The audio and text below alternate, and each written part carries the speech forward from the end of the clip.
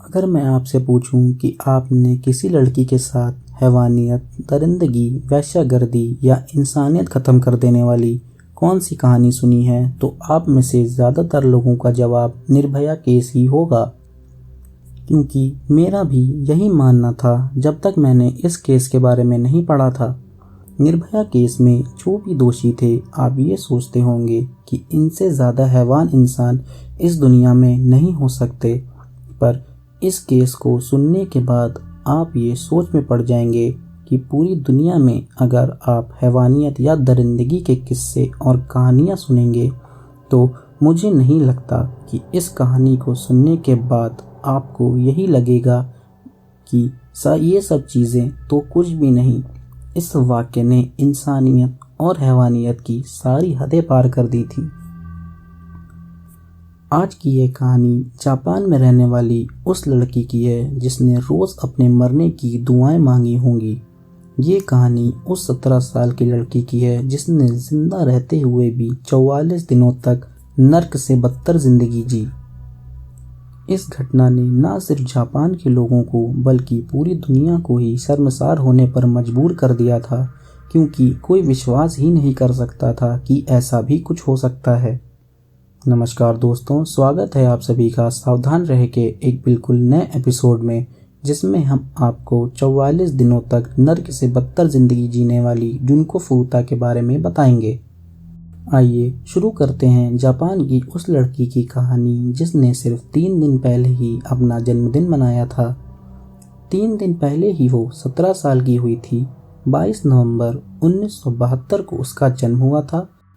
25 नवंबर 1989 यानी 1989 को जापान की राजधानी से कुछ ही दूर अयासे नाम की एक जगह से 19 साल की लड़की के साथ बलात्कार करने के जुर्म में पुलिस 2 लड़कों को उठा लेती है।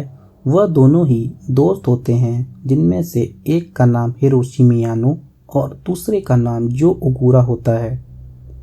जब पुलिस इनके बारे में पता लगाती है तो उन्हें यह पता चलता है कि ये एक क्रिमिनल गैंग याकुजा के जूनियर मेंबर हैं। इनके ऊपर पहले से ही काफ़ी छोटे मोटे क्राइम के आरोप होते हैं।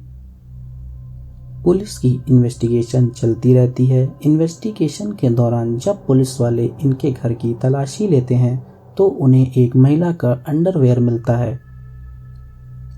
तो अब पुलिस इन दोनों से सख्ती से पूछताछ करती है। इसके बाद वो दोनों को अलग अलग कमरे में बैठाकर दोनों से पूछताछ करती है, पर दोनों में से कोई भी अपना मुंह नहीं खोलता। इसके बाद पुलिस को याद आता है कि कुछ वक्त पहले अयासे में ही एक महिला और उसके 7 साल के बच्चे का मर्डर हुआ था, तो कहीं उस मर्डर में इन दोनों का हाथ तो नहीं।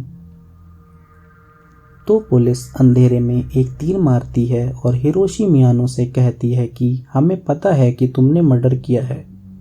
पुलिस की यह बात सुनते ही मियानो घबरा जाता है और उसे लगने लगता है कि उसके दोस्त जो ओगुरा ने पुलिस को सब कुछ बता दिया है। पुलिस का ये अंधेरे में चलाया हुआ तीर काम आ गया और थोड़ी देर ना नुकुर करने के बाद आखिर मियानो टूट गया और उसने कहा कि हाँ, उसने एक मर्डर किया है। पुलिस ने उस लाश के बारे में जब पूछती है तो मियानो उसे वह जगह बता देता है जहां उसने उस लाश को फेंका था। पुलिस उसी दिन मियानो की बताई हुई जगह पर जाती है, जो कि टोक्यो से कुछ ही दूरी पर थी। पुलिस छानबीन शुरू करती है तो थोड़ी देर बाद पुलिस को एक ड्रम मिलता है। जब पुलिस उस ड्रम को देखती है तो उन्हें वह सीमेंट से भरा हुआ दिखता है और उस ड्रम के ऊपर उन्हें एक बालों का गुच्छा नजर आता है। उस ड्रम को देखने से यह पता लगाया जा सकता था कि इसमें पहले किसी को डालकर ऊपर से सीमेंट का गोल भर दिया गया है। उस लाश को कंक्रीट में दफन कर दिया था, पर कुछ बाल उसमें से नजर आ रहे थे। इस कंक्रीट के ड्रम मिलने के बाद से ही इस केस को concrete encased high school murder के नाम से ज़्यादा जाना जाने लगा। जब ड्रम में से कंक्रीट तोड़कर उस लाश को निकाला जाता है तो वह लाश पूरी तरीके से सड़ चुकी थी और उसका चेहरा पहचानना नामुमकिन हो जाता है। फिर पुलिस उसके फिंगरप्रिंट से ही उसकी पहचान ढूंढने की कोशिश करती है। जब लाश की पहचान ढूंढने की कोशिश करती है, जब पुलिस उस लाश की पहचान ढूंढने की कोशिश करती है तो उन्हें यह पता चलता है कि यह लाश वो लाश नहीं है जिस लाश के बारे में मियानो बता रहा था, बल्कि वो लाश जुनको फुरुता की थी। आगे की जानकारी के लिए पुलिस ने जुनको फुरुता की लाश को पोस्टमार्टम के लिए भेज दिया। उसके बाद पुलिस वालों ने मियानो और जो ओगुरा से पूछताछ करनी शुरू की। फिर वो दोनों धीरे धीरे सब बताना शुरू कर देते हैं। जुनको फुरुता एक 17 साल की खूबसूरत और समझदार लड़की थी जिसका जन्म 22 नवंबर 1972 में जापान में एक शहर मिसातो साइतामा में हुआ था। जुनको शुरू से ही पढ़ाई में काफ़ी होशियार थी और वहीं मिसातो के यसोसी मायामी हाई स्कूल की स्टूडेंट थी। जुनको फुरुता पहले से ही पढ़ाई में बहुत होशियार थी और पढ़ लिख कर कुछ बनना चाहती थी। उसके परिवार में उसके माता पिता के अलावा एक छोटा भाई भी है। जुनको हमेशा से ही पढ़ाई लिखाई पर काफ़ी ध्यान देती थी और पार्टी, नशा, ड्रग्स करने वाले अन्य स्टूडेंट से वो दूर ही रहती थी। अपनी क्लास में वो सबसे होशियार और अट्रैक्टिव लड़की थी। उसकी आवाज़ भी बहुत अच्छी थी। वो गाना बहुत अच्छा गाती थी और उसके मार्क्स बहुत ही अच्छे आते थे। इसकी वजह से वो स्कूल में भी बहुत पॉपुलर थी। उसे सब बहुत पसंद करते थे। अक्टूबर से जुनको फुरुता स्कूल के बाद एक मॉडलिंग फैक्ट्री में पार्ट टाइम जॉब करने लगती थी। इसके अलावा एक इलेक्ट्रॉनिक की दुकान में जुनको ने एक फुल टाइम जॉब भी एक्सेप्ट कर ली थी, जिसे वो कुछ टाइम बाद ही ज्वाइन करने वाली थी। सब कुछ अच्छा चल रहा था। वह अपनी ग्रेजुएशन वेकेशन के लिए पैसे जोड़ रही थी, मगर उसकी ये खुशियाँ उसी की दुश्मन बन गई। जिस स्कूल में जुनको पढ़ती थी उसी स्कूल में मियानो भी पढ़ता था। मियानो जुनको को बहुत पसंद करता था। मियानो के प्रपोज करने पर जुनको जब मना कर देती है तो वो जुनको पे बहुत गुस्सा आ जाता है। जुनको जानती थी कि मियानो का कनेक्शन यकूसा गैंग के साथ है और लड़कियों को छेड़ना, परेशान करना और नशे करना उसके यही सब काम हैं। इसीलिए जुनको हमेशा उसे मना करती रहती थी। जुनको की ना सुनने के बाद मियानो को गुस्सा उसके दिमाग में बैठ जाता है और वो जुनको से बदला लेने के तरीके ढूंढने लगता है। क्योंकि उसका कनेक्शन यकूसा गैंग के साथ था तो उसकी वजह से सभी उससे डरते थे और कोई भी चीज़ के लिए उसे कोई ना नहीं कर सकता था। मियानो को ना सुनने की आदत नहीं थी। मियानो जुनको से बदला लेने के मौके ढूंढने लगता है। जुनको से बदला लेने का कोई भी मौके ढूंढने लगता है। जुनको से बदला लेने का कोई भी मौका उसे नहीं मिल रहा था। पर 25 नवंबर को एक शाम मियानो अपने एक दोस्त नोबारू मिनाटो के साथ मोपेड पे घूम रहा था। उसका यही काम था कि कोई उसे मिले और वह उसे डरा धमका कर लूटे, या फिर कोई लड़की अकेले दिख जाए तो वह उसे छेड़े और परेशान करे या उनका फ़ायदा उठाना, यही उन दोनों का काम था। इसी शिकार की तलाश में वह इधर उधर घूम रहे थे। रात को करीब 8:30 बजे जुनको फुरुता अपने पार्ट टाइम जॉब से अपना काम ख़त्म कर अपने साइकिल पे अपने घर जा रही थी।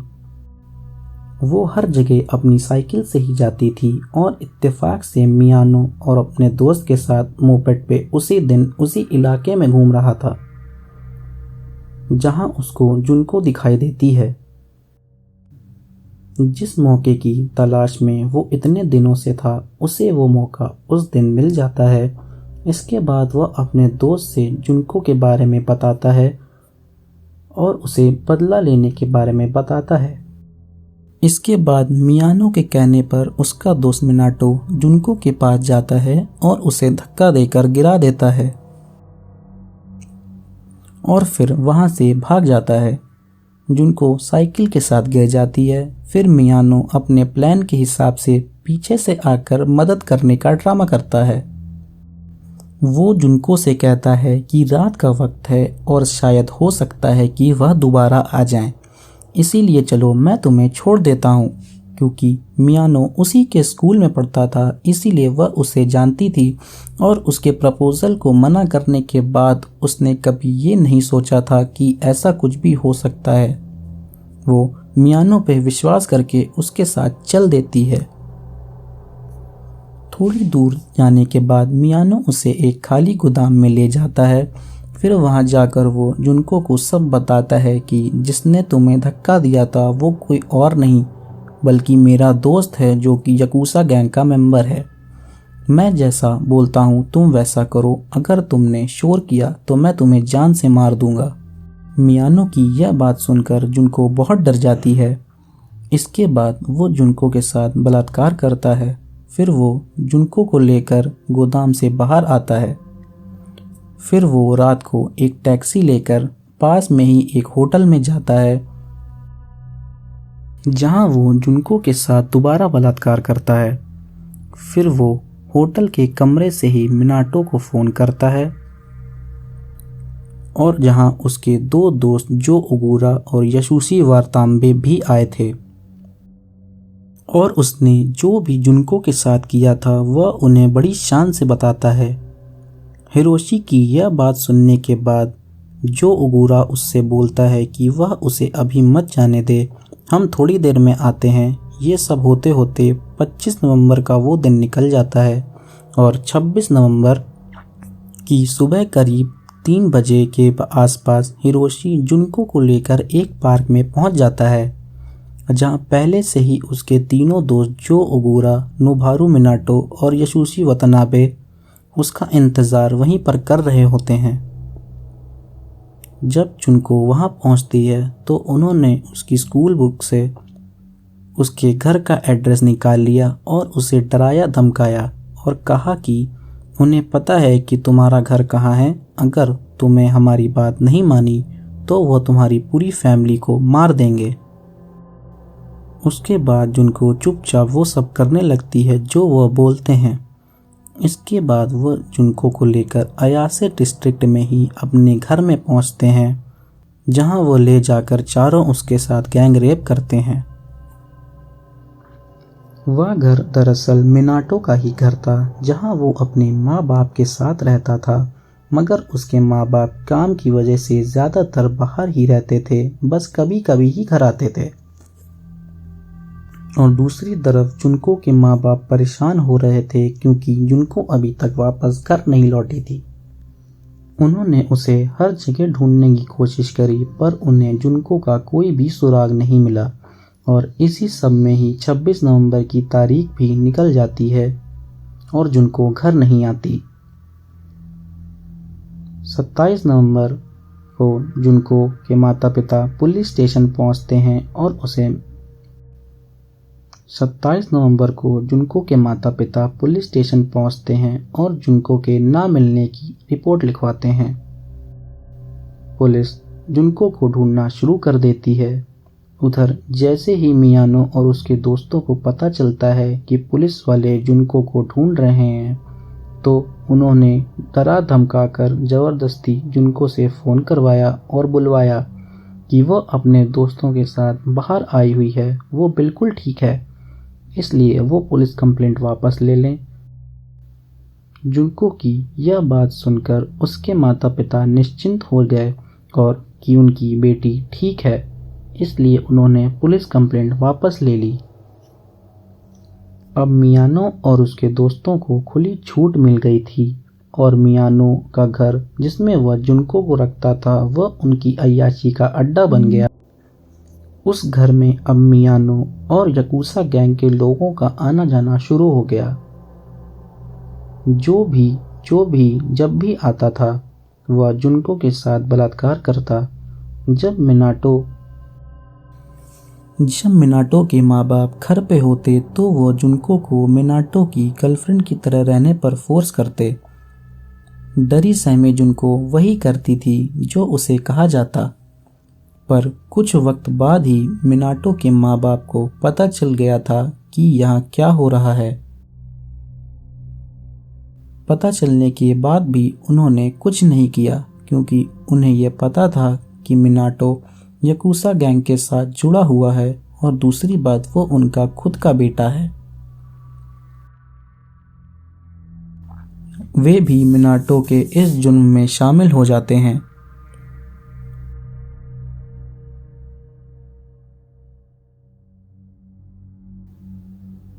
इसलिए वह पुलिस के पास ना जाकर चुप रहने का फैसला करते हैं। इसके बाद अब जीएफ का भी नाटक धीरे धीरे खत्म हो गया। जैसे जैसे वक्त बीत रहा था, जुनको पर जुर्म और अत्याचार बढ़ता जा रहा था। 7 दिन बीत गए थे और जुनको को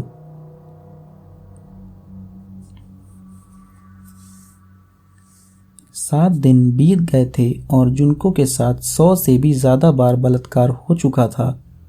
ना वो लोग उसे ठीक से खाना देते थे और ना ही पानी।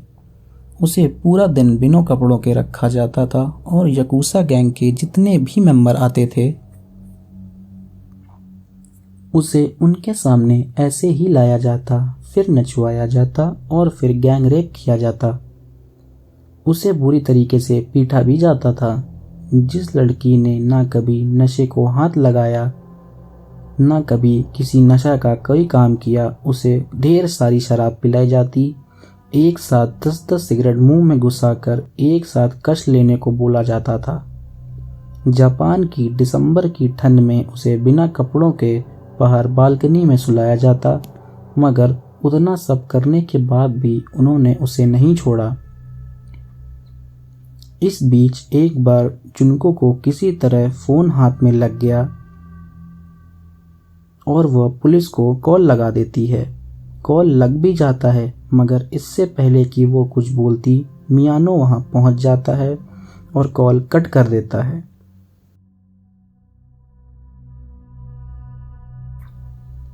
इसके बाद पुलिस का कॉल बैक आता है। तब हिरोशी फोन उठाता है और बोलता है कि वो कॉल गलती से लग गई थी। फिर वह फोन रख देता है। जुनको के ऐसा करने पर मियानो को बहुत गुस्सा आता है और वो जुनको को बहुत बुरी तरीके से पीटता है। और इससे भी उसका जब मन नहीं भरता तो वो लाइटर से उसकी पूरी बॉडी के हर एक बाल को जला देता है और लाइटर के लिक्विड को उसकी बॉडी पर डालने लगता है।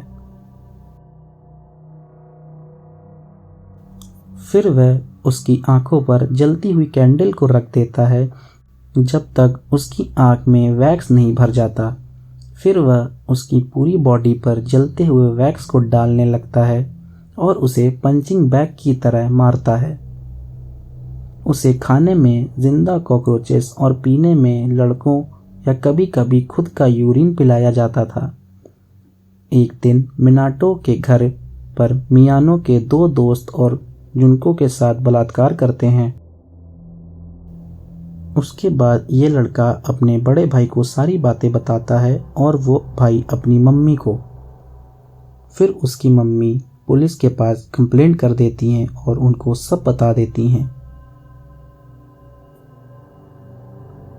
फिर पुलिस मिनाटो के घर जाती है और इत्तेफाक से उसी दिन उसके माता पिता घर पर ही होते हैं और पुलिस को बताते हैं कि ऐसा कुछ नहीं है, यहाँ कोई लड़की नहीं है।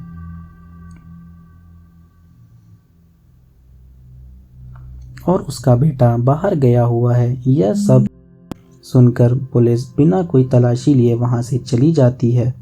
अगर उस दिन पुलिस अपना पूरा प्रोसीजर फॉलो करती और घर की तलाशी ले लेती तो आज जुनको जिंदा होती।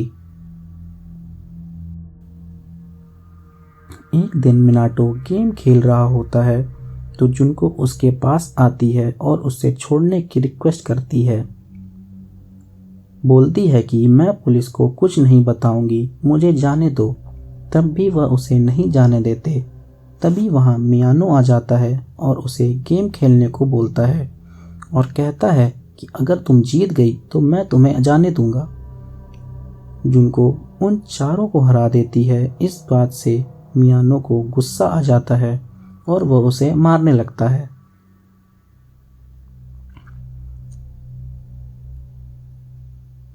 फिर वह उसके प्राइवेट पार्ट में जलता हुआ बल्ब डाल देता है और तब तक डालता रहता है जब तक वो टूट नहीं जाता। फिर वो एक लोहे की रॉड उसके प्राइवेट पार्ट्स में डालता है और फिर धीरे धीरे जो भी चीज़ मिलती हैं उन्हें डालना शुरू कर देता है। कभी कभी तंदूर की रॉड, कभी सीजर, कभी कोई सुई, तो कभी जिंदा कॉकरोचेस भी। उसकी बॉडी में ऐसा कोई भी पार्ट नहीं होगा जिस पर चोट ना हो। जुनको को इतनी ब्लीडिंग होने लगी थी कि वह नाक से सांस भी नहीं ले पा रही थी। उसकी नाक में इतना खून जम गया था कि वह सांस लेने में दिक्कत होने लगी थी और उसे सांस मुंह से लेनी पड़ती थी। उन्होंने प्लास से उसकी ब्रेस्ट पर लेफ्ट निप्पल को इतनी जोर से खींचा कि जब तक वो अलग नहीं हो गया। अब उसके प्राइवेट पार्ट में से इतनी ब्लीडिंग होने लगी थी कि उसकी हिम्मत बाथरूम जाने तक की भी नहीं थी। उसे घंटों लग जाते थे रेंगते रेंगते हुए बाथरूम तक जाने में। उसकी इतनी चोटों की वजह से उसका ब्लैडर होल्ड नहीं कर पाता था, इसीलिए कभी कभी उसका यूरिन निकल जाता। फिर कारपेट गंदा होने की वजह से वह सब मिलकर उसे पीटते। उसकी बॉडी ने खाने तक को पचाना बंद कर दिया था और वह कभी कभी उल्टी भी कर देती थी। इसकी वजह से वह उसे और भी मारते थे। कई बार जुनको ने उनसे अपनी मौत की भीख तक मांगी, पर दरिंदों ने उसे मौत भी नहीं दी। बीतते हुए समय के साथ जुनको की बॉडी पर जो जख्म थे उनमें पस पड़ने की वजह से उसकी बॉडी से बदबू आने लगी थी, जिसकी वजह से उन चारों का इंटरेस्ट धीरे धीरे उसमें खत्म होने लगा था। मगर उनकी हवस को मिटाने के लिए उन्हें कोई और भी चाहिए था, तो वह चारों 27 दिसंबर की रात को जुनको को मिनाटो के घर पर ही छोड़कर बाहर निकल जाते हैं और रात करीब 2:30 बजे के आसपास वह एक 19 साल की लड़की को किडनैप करके चाकू से डरा धमकाकर होटल ले जाते हैं और उसके साथ गैंग रेप करते हैं। जब उनका मन भर जाता है तो वह उसे छोड़ देते हैं और लड़की को आज़ाद कर देते हैं। ये वही लड़की थी जिसके इल्ज़ाम में मियानो और उसके दोस्त को पकड़ा गया था, जिसके बारे में मैंने आपको शुरुआत में ही बताया था। खैर, वो साल अब बीत गया था और नया साल आता है। मियानो और उसके दोस्त नया साल मना रहे होते हैं और उधर जुनको अपनी मौत का इंतज़ार कर रही थी। 4 जनवरी को मियानो जुए में बहुत सारे पैसे हार जाता है, जिसकी वजह से वो बहुत गुस्से में था। उसके बाद वो मिनाटो के घर पहुंचता है और अपनी हार का पूरा गुस्सा जुनको पर उतारने लगता है। उसे वह बहुत बुरी तरीके से पीटने लगता है। उसके बाद सभी एक एक बार जुनको पर लात और घूंसे मारते हैं। जुनको का पूरा चेहरा सूज गया था, फिर भी वह चारों हैवान उसके चेहरे पर जलती हुई वैक्स गिराते हैं। उसके बाद वे उसे ज़मीन पर सीधा लेटा देते हैं और डंबल को सीधा उसके पेट पर, कभी हाथों पर तो कभी पैरों पर गिराने लगते हैं। उसके बाद मियानो थोड़ा थोड़ा करके उसके पूरे शरीर पर लाइटर का तेल गिरा देता है और उसे किश्तों में जलाने लगता है। उस रात तकरीबन 2 घंटों तक उन चारों ने जुनको के साथ दरिंदगी की।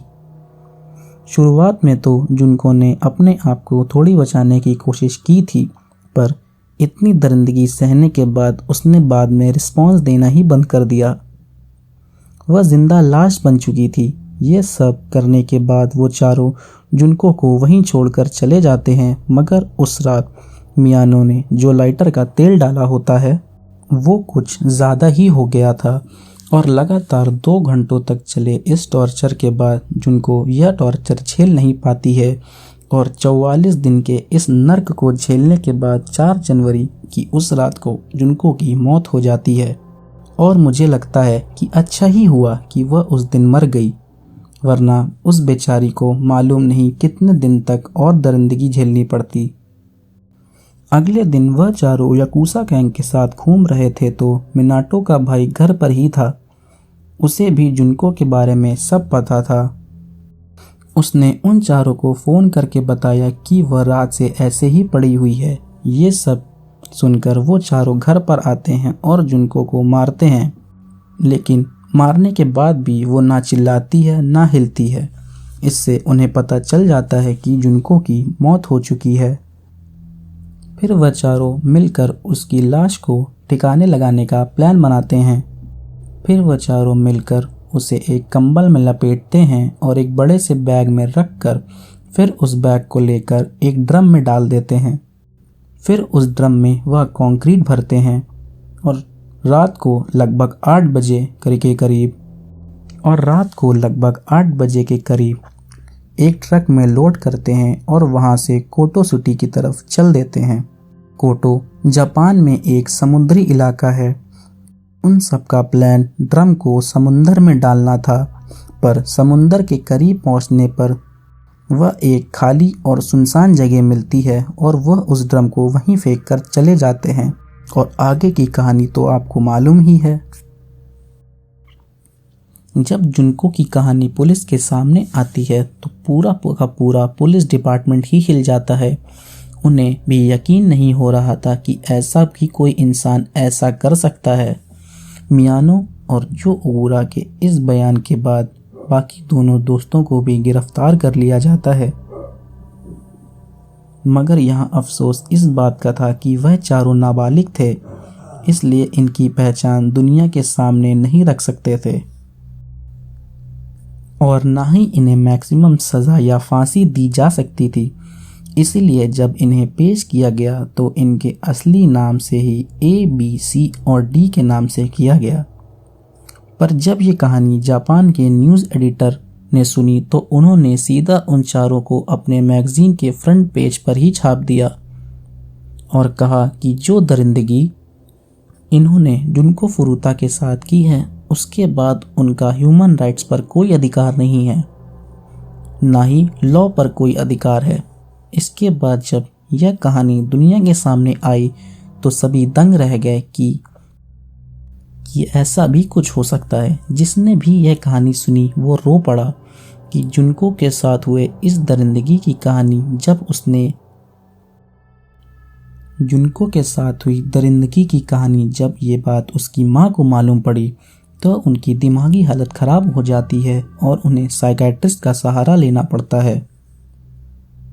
जुनको की बॉडी के मिलने के 3 दिन बाद ही उसकी अंतिम यात्रा निकाली गई। जुनको जिस स्कूल में पढ़ती थी उस स्कूल के प्रिंसिपल ने जुनको की ग्रेजुएशन कंप्लीट ना होने पर भी उसे ग्रेजुएशन सर्टिफिकेट दे दिया। जिस इलेक्ट्रॉनिक शॉप पर जुनको काम करने वाली थी उस शॉप के ओनर ने जुनको को यूनिफॉर्म गिफ्ट की जिसे वह पहनकर काम करने वाली थी। बाद में उस यूनिफॉर्म को उसके ताबूत में ही रख दिया गया। अगर जुनको के साथ ये सब नहीं हुआ होता तो वो अगले दिन 3 अप्रैल को उस जॉब को ज्वाइन करती, पर अफसोस उन दरिंदगों ने ऐसा नहीं होने दिया। जुलाई 1990 में टोक्यो की लोअर कोर्ट ने मियानो को इस क्राइम का लीडर बताते हुए 17 साल की सज़ा सुनाई और बाकी तीनों को 6-6 साल की सज़ा सुनाई। इसके बाद उन्होंने इस फैसले को टोक्यो हाई कोर्ट में चैलेंज कर दिया, पर टोक्यो हाई कोर्ट के जज ने मियानो की सज़ा को 3 साल से बढ़ाकर 20 साल कर दिया और बाकी तीनों की सज़ा को बढ़ाकर 9-9 साल कर दिया। बाद में उन 2 पुलिस वालों को भी सस्पेंड कर दिया जो मिनाटो के घर पर पहुंचकर बिना तलाशी लिए वापस आ गए थे। मगर वाकई जिस तरह उस 17 साल की लड़की को नोचा गया, उसके साथ दरिंदगी और हैवानियत की गई, सुनकर पूरा देश हिल गया था।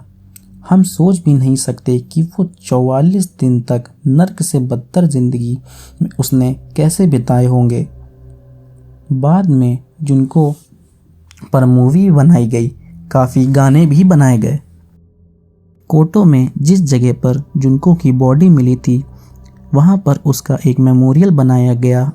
और उस जगह को पूरी तरीके से एक पार्क में तब्दील कर दिया गया। आज भी आप अगर वहां जाएं तो उसे देख सकते हैं। तो यही थी जुनको फुरुता की हैरान कर देने वाली कहानी। दोस्तों, कमेंट में ज़रूर बताइएगा कि उन चारों के लिए 20 साल और 9 साल की सज़ा क्या काफ़ी थी। उन दरिंदों ने जो दरिंदगी दिखाई थी, इसके बाद क्या उन्हें ह्यूमन राइट्स मिलने चाहिए थे? वो सब आज आज़ाद हैं और उनमें से एक की तो शादी भी हो गई है। आपकी जो भी राय है कमेंट बॉक्स में ज़रूर बताइएगा। मिलते हैं अगली बार एक नई कहानी के साथ। नमस्कार।